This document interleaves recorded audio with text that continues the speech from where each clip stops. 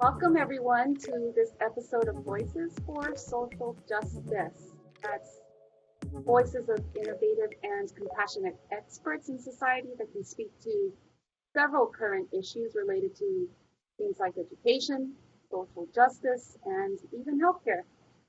And more importantly, how efforts to increase equity in computing education impacts our workforce and upward mobility.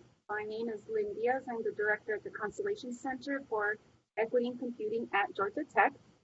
Our mission is to democratize computing in a world where so many students are still not able to access and by extension succeed in computing education, that this is a social justice issue. Computing skills are essential skills of the 21st century, and it's, not just about jobs in the tech workforce, it's also about being able to thrive as a citizen in our society today that is so technologically advanced more than ever before. So to kick off this new year and this first episode of Voices in 2021, we have a very special guest who I've had the honor to work with for a while, aligning efforts to ensure that women and young girls are absolutely included in the opportunity to enter into the tech workforce.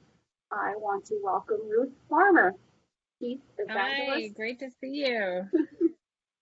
Hi, Ruthe. Chief Evangelist at CS for All and founder and CEO of the Last Mile Education Fund.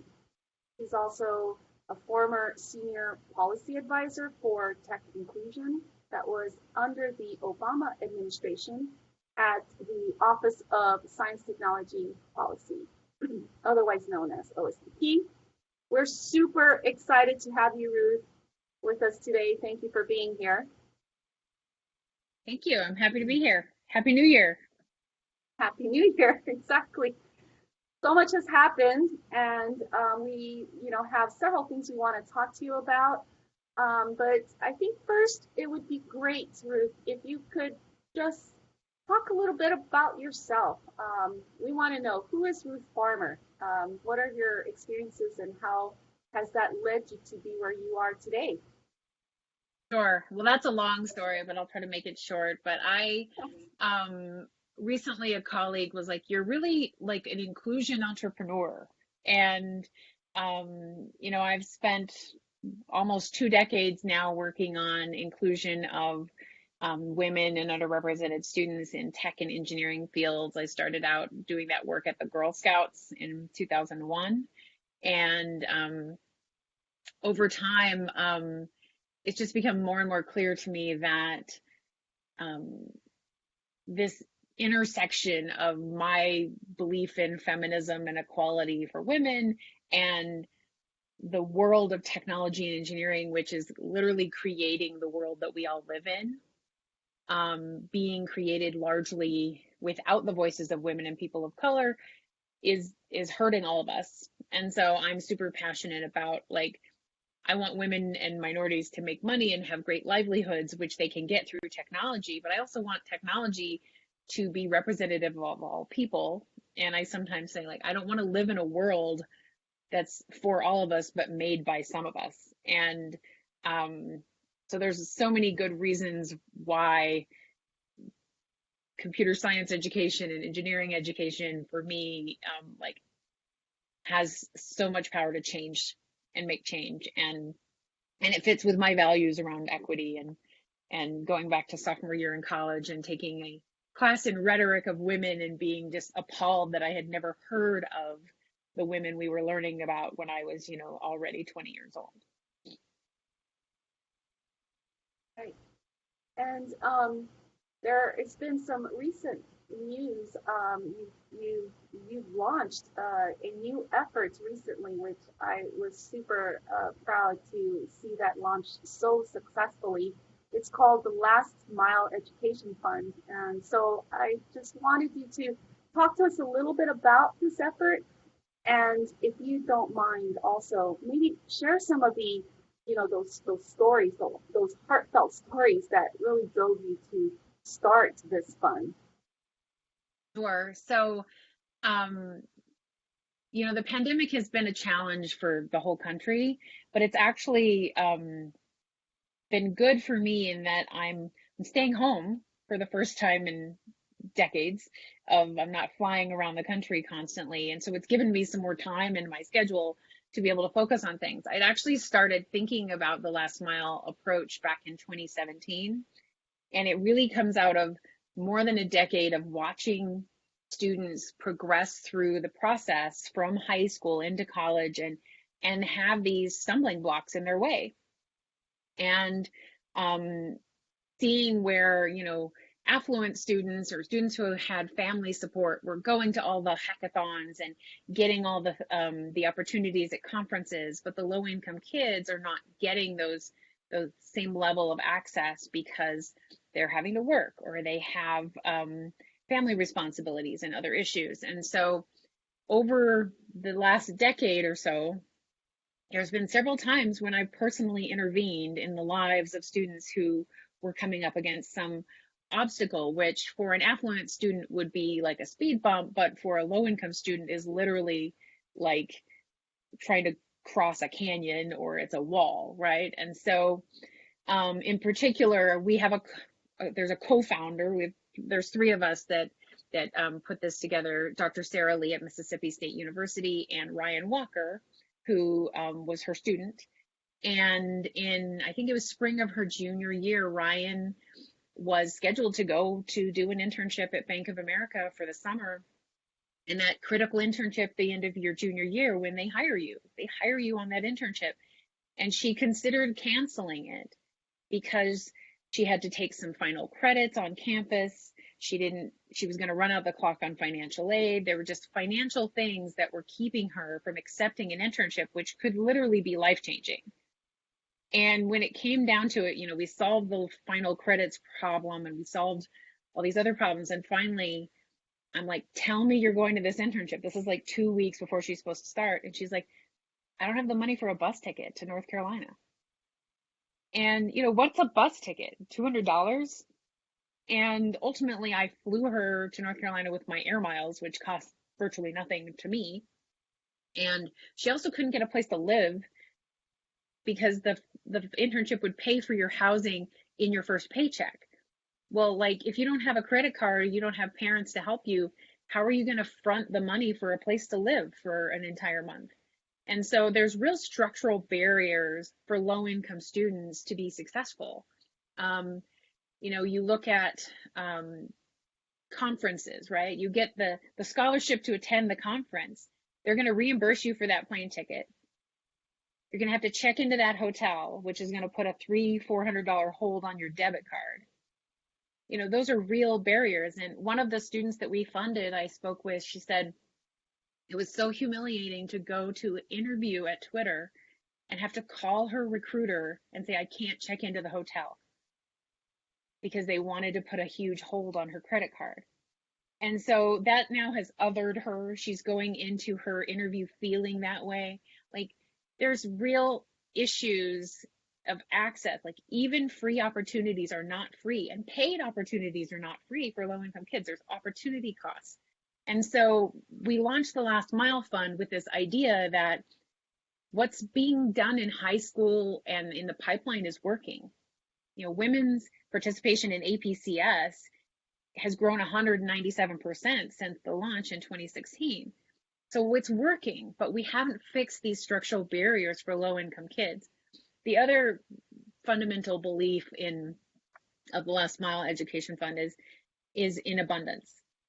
Like we don't even ask for the GPA. We don't care what your GPA is. If you have made it to your junior year or your senior year in a degree like computer science or engineering, you are clearly persistent and are worthy of our investment. And so we're here to close that gap and help those students get to the end, to that last mile, because there's so many resources that have been put into getting them there. The high school level engagement programs, investment in early college programs and scholarships. If we don't close that gap, we've lost all those sunk costs. So we launched last week or week before with announcing $3 million of funding.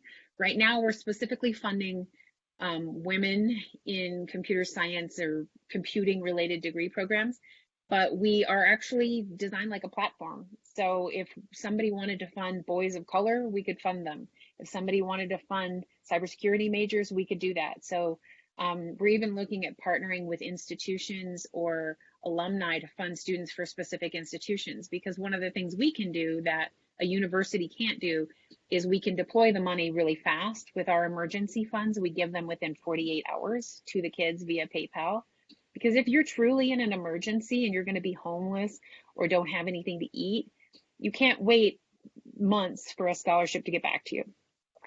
And we are also not bound by some of the rules that states put on schools about how scholarships can be given, or gender preferences and major preferences.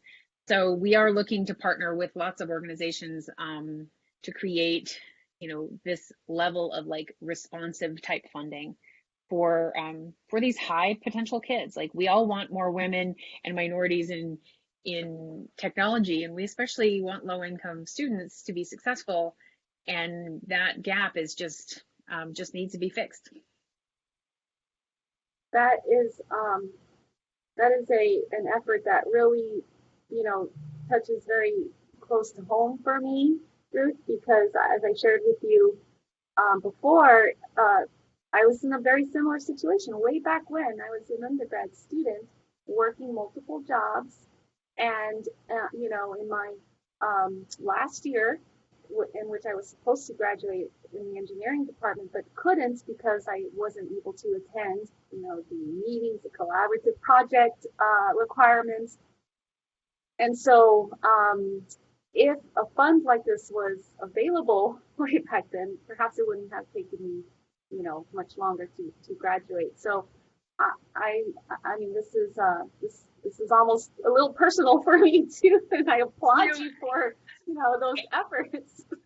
We did a campaign called My Last Mile Moment, and we asked people to share what was their last mile moment, like who helped them get over that last mile. And virtually every successful person can point to a time or a person that invested in them. And I want students to realize, like, you have value, right? And we value your persistence. And one of the things that frustrates me the most is the way that scholarships are designed is, let's find the best of the best. But we know that so many of those markers of potential and success are circumstantial.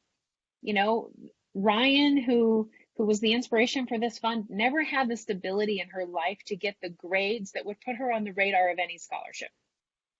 But today she is a software engineer at a major bank. She has bought a home. She is getting her master's at Virginia Tech. Like, she is launched, and she's out of poverty forever, as is her family, most likely. And so, like, all of the social finance research shows that you invest in women and they invest in their families and their communities, right? So this is how we're getting started, but I think the potential is huge. And obviously there's a whole lot that needs to be solved around college funding in general, but we can solve this right now for students who are enrolled right now and get them to the finish line and into the jobs that, industry needs them. But they need to be in a place where they can be successful. And the worst possible outcome for us, for society, and for industry is that they don't finish. And then they have debt, but no degree, and they're not able to enter the workforce. Like, that's a failure on all sides. And so it just makes sense to make this investment in this last little bit to help them get to the finish line. Oh, yeah. Yeah. So tell us how students can apply for this. Where should So they? we are online at milefund, or lastmile-ed.org, or you can find us at milefund on Twitter. We're also on Instagram, and I have not done TikTok yet, but I don't know how, so we'll figure that out. But we funded 357 students in 2020. And we are already funding students, and we have three kinds of funding. We have emergency funds. So under $600, you need money within 48 hours. You need to pay your rent, your Wi-Fi, a medical, something has come up. We also have bridge funds, which are under $3,000, and that's for bigger things like, a car repair, or you've got to buy some equipment for a class. We've identified a bunch of students who just don't even have their own device, and I don't know how anyone could succeed as a CS major without their own device. And so we're helping students get devices. And then we have last mile funds, and those are really intended for those students who would have been like you. They're a senior, they're close to the end, they need to be able to focus on their studies and pay whatever last bit of tuition or expenses. We just funded a woman who, she is doing her capstone project in electrical computer engineering, and she's like, I have to be on campus. I had a scholarship that included housing and food, but the university canceled and closed all the dorms. So what we're paying for her is her rent so that she can be on campus and physically participate in that capstone project. And so, that was an unanticipated gap. It's not a replacement for financial aid. We're not substitution for student loans. We're literally like closing a gap that is unmet by traditional financial aid models. Okay, great. We'll make sure to include that information when we post our podcast as well. So I just kind of want to shift a little bit into talking about policy, since you're somewhat of a policy wonk. And I want to talk a little bit about, policy that you've created.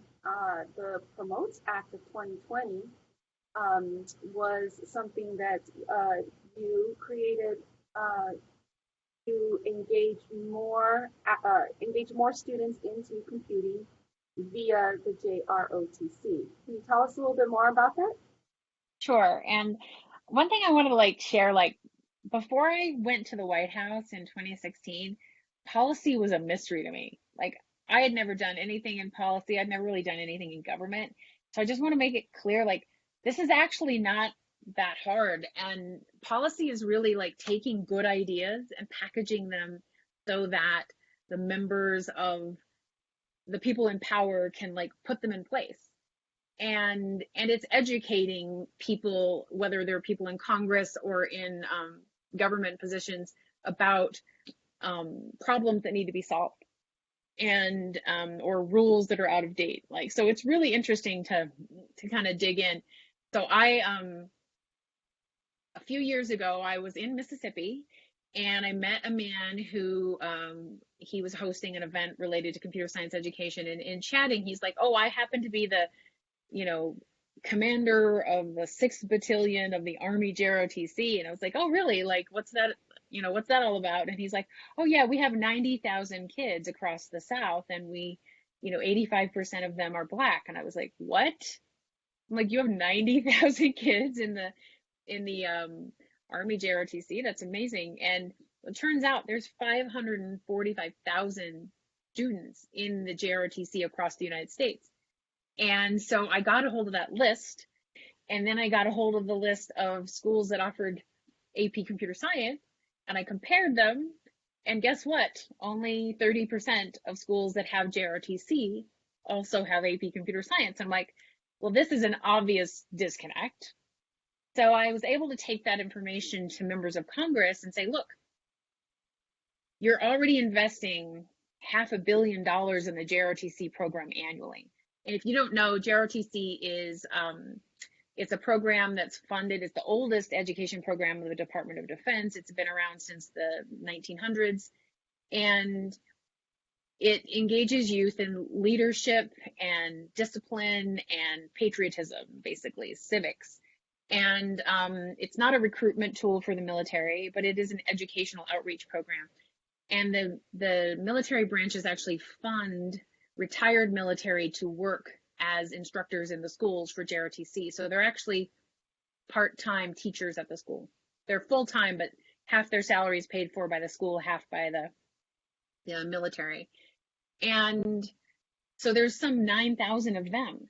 in the schools. So we came up with this program that we're piloting this with the Air Force, where we are working with JROTC high schools, engaging both the JROTC instructors and the administrators of the schools, the teachers, the school counselor, into a team to say, okay, it's a priority for the Air Force that all their cadets can take AP Computer Science. And the Air Force has made that a stated goal that all their schools are going to offer APCS by within 5 years. So if that's a priority for the Air Force, how do we make sure that that school is offering AP Computer Science, not only to the JROTC cadets, but to all the kids in the school?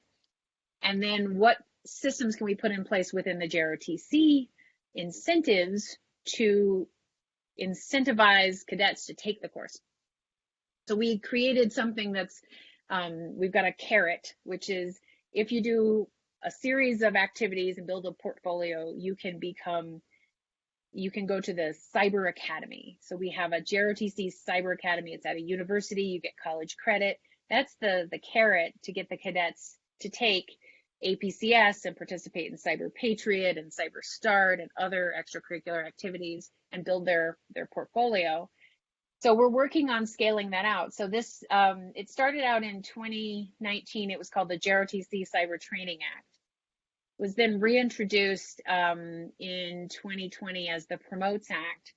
And it authorizes a grant program to fund STEM education, computer science, cybersecurity, AI, data science, and defense technologies within the JROTC. And so the legislation was included this year in the Defense Act, and so it is now law.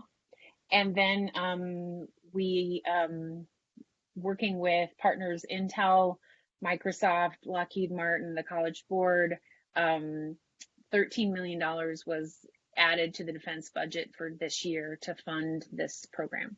So it's super exciting, like, to pull that off in such a short period of time.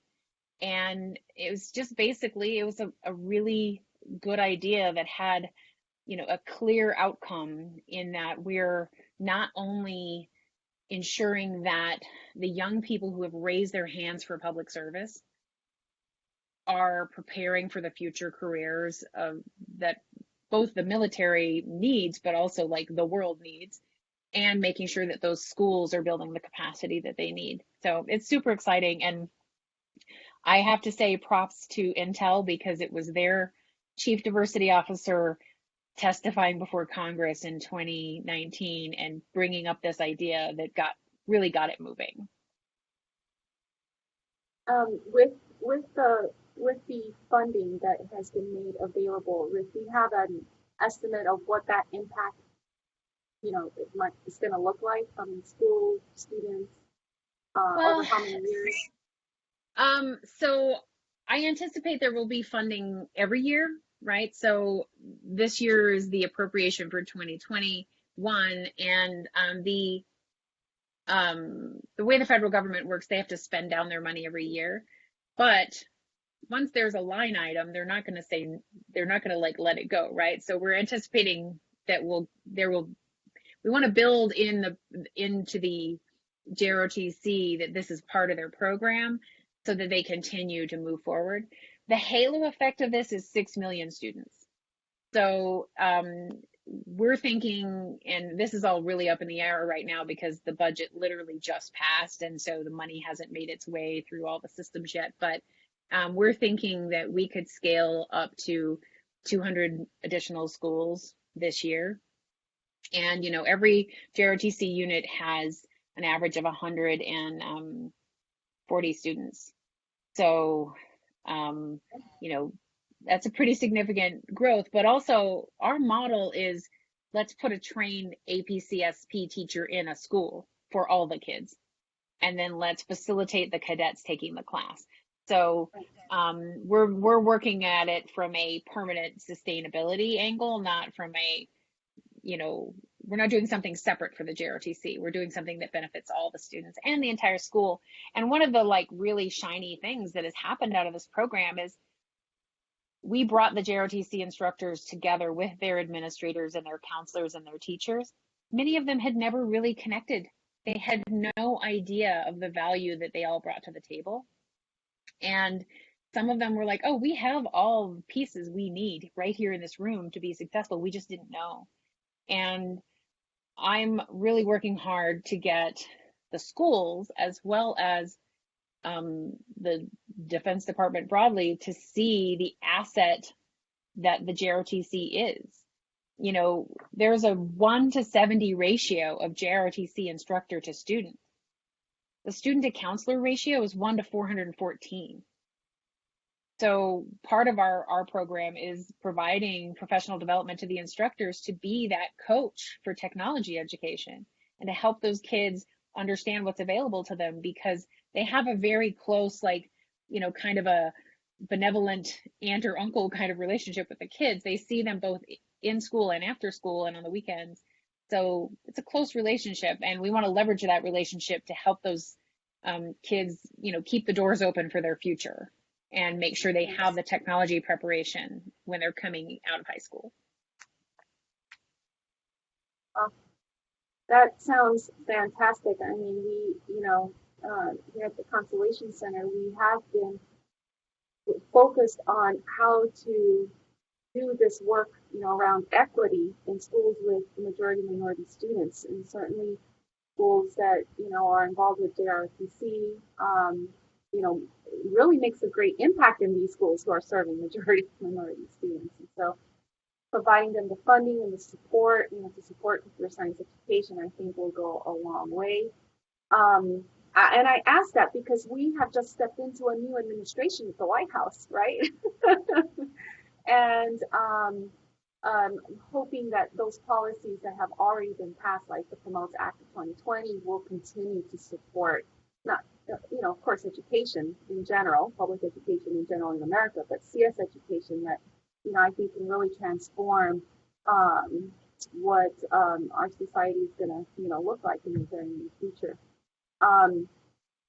Well, and there's a huge opportunity. There's a huge opportunity in Georgia because you have one of the highest concentrations of JROTC high schools in the country. So we should talk more about that because Georgia has a really high number. I think it's close to 400 schools.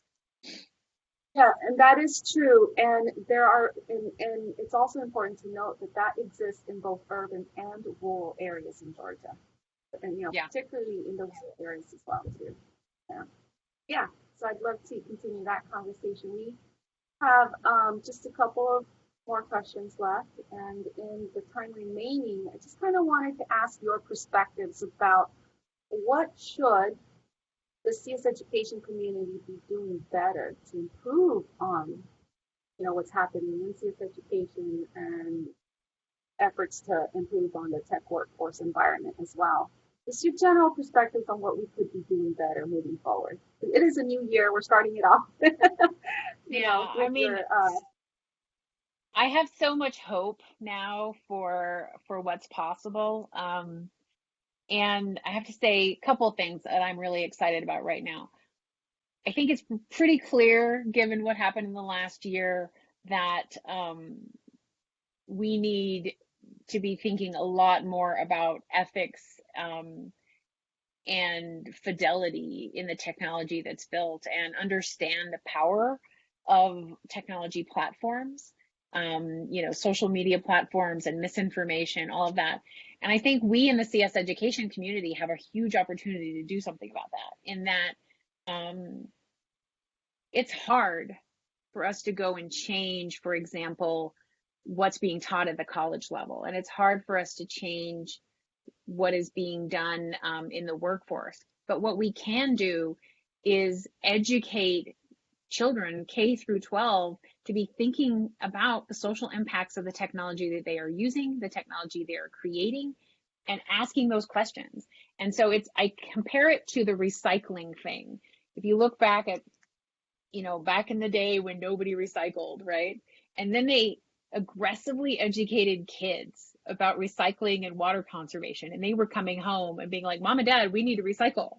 So I think we need to do the same thing when it comes to ethics and social impact. And the more we can educate young people about that, they're going to become the developers of technology of the future. They're going to be thinking about those things. And so I've actually been sort of working on this idea of like, what is a co-created code of ethics that a classroom of kids could create together with their teacher to ask those questions, and thinking about things like accessibility, privacy, social impacts, ethics, use of data, because we need that in the world of technology broadly. And clearly, we need to work on it with the people who aren't profit motivated, right? So the kids are not profit motivated yet. The people in the industry, it's really hard because there's conflicts with profit. So I think that that's something that we could do and have a huge impact on not only kids, but the world broadly over time. And I think the other thing that we could be doing, I don't know if it's necessarily better, but bigger, is we are a pretty tight community, and we need to sort of open some doors and open some arms to embrace others and bring more to the fold, because this, I've talked about this a long time, is there's a few big organizations that are going to be loud and out there, but ultimately education is a local endeavor, down to the like relationship between a student and an educator. And so there's this long tail, right? There's a few big ones here, but there's a long tail of individual interactions at the community level, whether it's between like a school district and a local employer, or between a Boys and Girls Club and a Society of Women Engineers. Like, those are the types of interventions that are going to be lasting.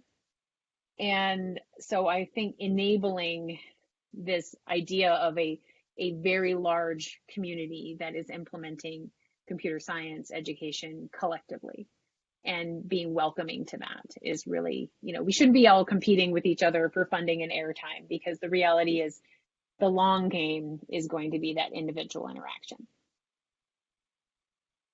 And I agree with you on the ethics aspect of computing education, because kids are actually leading the way in how social media is being used. And there are several examples that we can get to on that, but we don't have time, Ruth. I apologize. But we have one final question to ask you, because our series is called Voices. We want to know who's been an inspiring voice for you and has influenced you, in the work that you do. I have to always point back to my grandma. When I talk to my family, my sisters were like, we're literally all cut from the same cloth. But I'll tell you the story about my grandma. My grandma was like a Rosie the Riveter. She was that lady who ran the Girl Scouts and the church and like everything else. And in a different time, she probably would have been a CEO. But in 2013, when I was named a White House Champion of Change, my grandma was in her 80s at that point. And back in Tennessee, my friend Brian went over to her apartment and helped her get onto the live stream so she could watch the White House live stream and see me on video. She watched it, took notes. She always took notes, always pages and pages of notes. Took all these notes, watched it again, and then she got out the phone book and she started calling companies and asking to talk to the CEO in Tennessee and demanding to know what they were going to do about education and computer science. And you don't say no to Emma Edgett. Like, this woman has flown home on flights she didn't even have a ticket for. Like you just don't say no to her. And so I would always point back to Grandma Emma, who passed away in 2018. But she had all that chutzpah, and I kind of tell people, I'm like, imagine me like to the 10th power. That's like Grandma Emma. And so that's where my inspiration comes from. And women have been running the world in the background for a long time, and it's time for us to be running the world in the foreground, which seems like that's happening now with our new administration, and I'm just really excited about the future. Well, with that story, Ruth, I can imagine your grandma still looking down on you and trying to make those phone calls still for you. She's making phone calls from heaven. I'm sure of it. Yes. Oh, thank you for sharing that with us. And thanks so much for being here. I really appreciate your time. I've known you for many years now, and I've just been so inspired by your work and just your motivation and just the way you carry, yourself in this community. It's just been very inspirational, and you're absolutely a positive role model for me and many young women. So, thank you for that. I did want to finish with a final thought, and it's with something that I've heard you say before. And I'm paraphrasing, but you said something like, achieving equity really shouldn't just be policy. It needs to be baked into your every thought and action in order for us to create meaningful change. And I got that from you, just, through the years that I've known you. So thanks again for being here. And for our listeners, thank you for watching and listening. Our podcast is on YouTube, on Spotify, on Apple Podcasts, and a few other of your favorite platforms. So check us out there. You can reach us at constellations.gottech.edu. Follow us on Twitter and Instagram at GT_CCEC. We're going to be sure to put all of your information your information will be included, Ruth, along with the Last Mile Education Fund information as well. And once again, can't thank you enough for being here. Well, thank you. It's always great to see you, and thank you for having me. And Happy New Year to everybody. The future is bright. Like, we can only go up from here, right? Absolutely, absolutely. And you're right. We just elected our first female vice president, and so I think many of us, along with you, are looking forward to some good changes. Yes, absolutely. So be safe, and remember, everyone, take care of each other. Thank you.